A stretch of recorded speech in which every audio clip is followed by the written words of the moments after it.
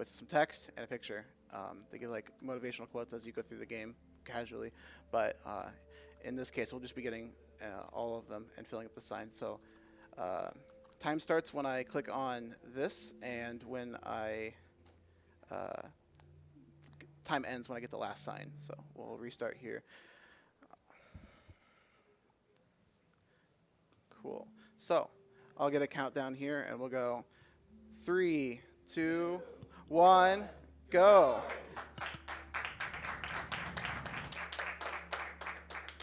So this is Antichamber. We saw our first sign right there. And we'll look down there and go here. And so there's two types of puzzles in this game. There's like movement puzzles where you're like just moving within the game like this, where it's got a set movements you need to do, and you can solve the puzzles. And then there's cube puzzles where you have these guns in the game that you can pick up the cubes and do different things with them. And you'll see, you won't really notice a lot of the signs we're getting because the game registers the signs as being obtained. You don't have to actually see them. You don't have to click on them, even though they say click here when you see the sign. You just have to be near them, generally, like that sign there. There's signs like in the back of the hallway there. You just trigger it as soon as you walk into the laser. So you won't be seeing a lot of the signs here, but I promise they're there. So now we got our first gun here, which is the blue gun. The blue gun's nothing special. It lets you pick up cubes and put them down, and that's it. There's a bit of an auto-scroller. We wait for this eye to close, and we walk to the back of this room. It's a lot of abstract stuff here. So this is a big skip here. I'm gonna try a couple times. Okay. One more. Okay, I'm not gonna do it. So you can like skip through that door there if you do it properly. The game tries to block you with this glass cube here. It doesn't work. You can do it anyways, but it requires some precision. And you'll see there I entered that room like facing a certain direction, just so that I could see when I entered the room. Oh, that's a wrong warp. It's very how do I say, optimized. So while this game is quite old, the speedrunners, when they were speedrunning this game, they optimized it way before I came and hung out. But so there's a lot of movements where you're exiting a room in a precise way to trigger a sign. I didn't count the signs there. Okay, cool. That's fine. You can walk. You don't have to walk to the end of the hallway there. It triggers on the third sign, but I wasn't counting. Cool. And we have our green gun here. Green gun lets us pick up cubes and place them 8 with an empty center, and you can get an extra cube. Cool, I jumped over that laser. It doesn't actually save a whole lot of time. It just looks cool.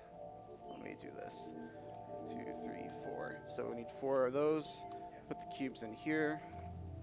Do this. Solve this puzzle. This puzzle sucks, by the way, both in casual and speedrunning. It just doesn't make any sense. You kind of have to remove the cubes in a precise way. You can't move them out of the way. They kind of just exist. So, a couple things here. We got our yellow gun, which lets us move the cubes physically in the space like an elevator. We can ride it. If you throw a cube and you hit escape to the lobby, the cube, if it's placed, it'll get deleted from the world, so like it won't persist. But if you throw the cube and it doesn't land before you hit escape, then it'll stay there when you come back, and that's how we get up that initial elevator there. Cool. So here's our cube chambering. So normally those particle barriers destroy your cubes, but in this case we can hold 1 cube through it. Oh, that's so sad. Okay, so you can land up there on that cube. It saves a bunch of time, but like 4 seconds. 5 seconds overall. If you land on the cube and instead of falling all the way down, but I accidentally fell off. And that's a hard trick to do though. Cool. So we'll just be solving puzzles here for a moment, assuming the game cooperates. Cool. So now that we have the red gun, what the red gun does is lets us take 2 or more cubes, and we can create basically an infinite amount of cubes. taking that slower. Cool. I only had one cube to land on. Need that to be 5 high. And then we'll place these cubes here and do this. Cool. So you see that sign at the end of the hallway there.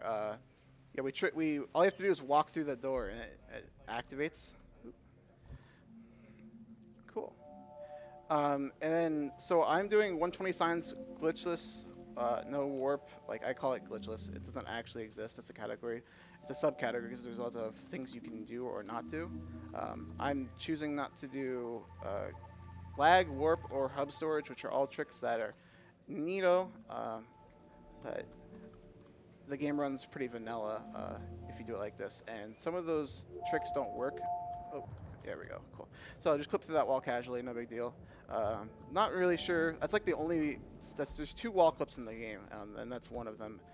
Not really sure what the criteria for the wall to be able to clip through is, but it lets you clip through it, so we take those.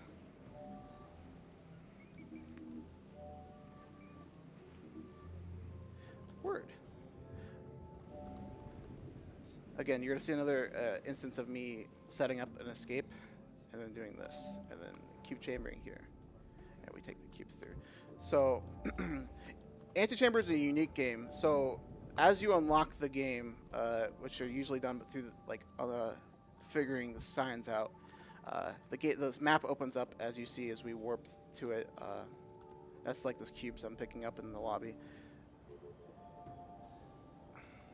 You can technically go anywhere, anytime if you have the right utility. Oftentimes there's some parts in the game where you can't obtain if you don't have the right gun. Right gun being the last gun you obtain, minus the black gun, which we will not be showcasing. Cool. Look up here. Look down here. Fall down this shaft just enough. Oh, I didn't fall down all the way. So there's like a warp in the game where like halfway down the shaft it like teleports you to another shaft that looks exactly identical that replaces the top. I think it's how it's coded. All I know is it deletes your cube, so if you do it wrong you kind of just fall to the bottom. Cool. So this is the green gun room. So this is a room that does like kind of hurts casually. If you can access the room as soon as you get the green gun, but you can't solve all of these puzzles. Like you need the yellow gun to solve that part of the game. Oops. We'll do this. And you need the red gun to get enough cubes to do this. I think supposedly you could just do this with the green gun, but it's way harder. Cool. And I shoot the cubes faster. One of the things in this game is you can rebind the games. Like there's no rules in the speedrun for binding against like you can rebind escape, which takes you to the lobby to queue, which is most people do. But we have mouse wheel up. Like for me, it found to shoot.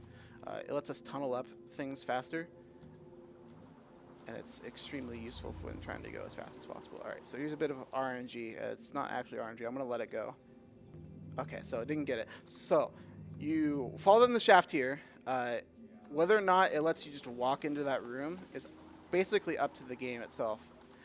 There's no like way to manipulate it as far as I can tell. It kind of just either works or doesn't, and it's. Hold on. That's unlucky. All right, we'll do this the slow way then. I messed this up in practice as well. You can like do a stylish jump off this and put the cubes down. Okay, cool.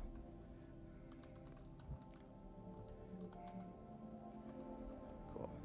So yeah, create this gun. Do this. Tunnel up here like that. Here's a missed the cube placement there. Here's another example of, so there's a sign down there, but you don't actually have to go down there. I just got the sign. You kind of just like fall into the room and it gets it to you. What a good game. Cool. This is a great game though, especially casually. It's a challenge, but like as a speedrun, there's lots of precise movements and things you have to learn to do, and a lot of routing. Like this route is partially different from the route with the glitches.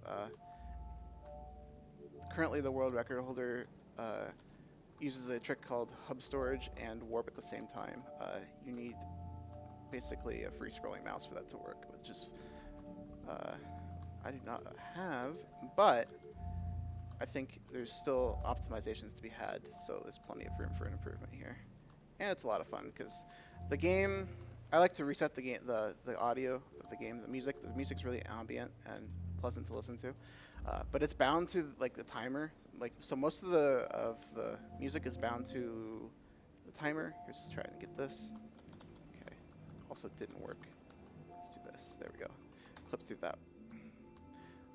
The music bound to the time, so like as you're doing the run, you'll hear certain audio cues. Another non-Euclidean structure right there, and the game will just play the music. It's really nice and pleasant, but you listen for certain sound cues to let you know like if you're on pace or not. Especially in leapfrog skip, which I didn't do before, which is the blue gun where you leapfrog the cubes back and forth. So you fall on the shaft. I've had people tell me they're confused on whether or not that's up or down. I assure you it's down, probably. Cool. So here's an example of let's do this. Cool. So you used to have to pull the cubes and move them into this wall, but it's faster to just do that. And cool.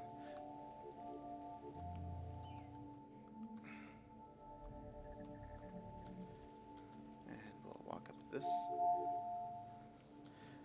If you just walk over this thing normally, it won't let you fall all the way down, but if you jump, it lets you. I need to look at this wall. Cool. So, lots of physics with the cubes and stuff. Like it deletes the cubes there if you take out a cube. If you move the green cubes to the red side, it doesn't work sometimes.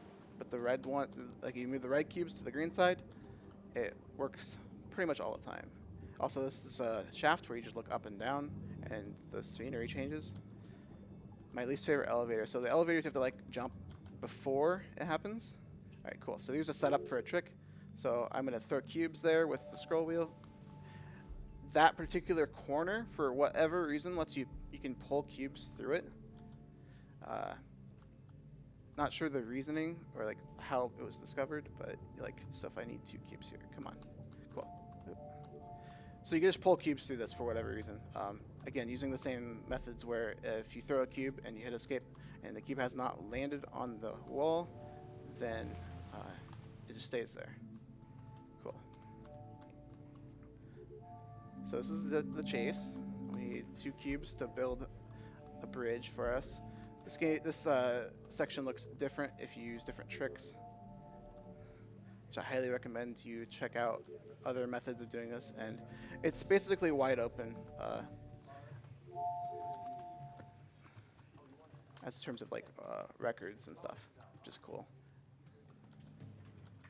Here, watch this cube disappear. Okay, cool. It's gone. That's how you know you've teleported to a different room. So this is the chase. We got a black cube. We met him earlier, except we were too fast and we didn't see him. So I'm going to clip through this room. Cool. Just skip that room, no problem. Not sure how that works either, but it's very fast. So we're going to try this room. So this room sucks.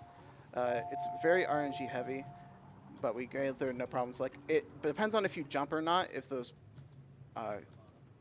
floor disappears or not, and it's mostly random. Cool. So we throw those cubes there and get them here because it's faster than walking down the entire hallway. And then we can do this. And now we're coming up on the end here. This game goes pretty fast. Apologize if you had to listen to me talk the entire time. I promise. This game's very relaxing if you do it. Like, 'cause there's no like loud music or anything. Originally this category is called 119 signs, and that's because you had to wait for the timer to end to get so yeah, let's see, let's take a look. Yep, there's 119 signs here. So we're missing sign number 6. Normally you'd have to wait for this time to finish. It's like 1 hour and 30 minutes. But as it turns out, you can just clip through the wall, and that's time.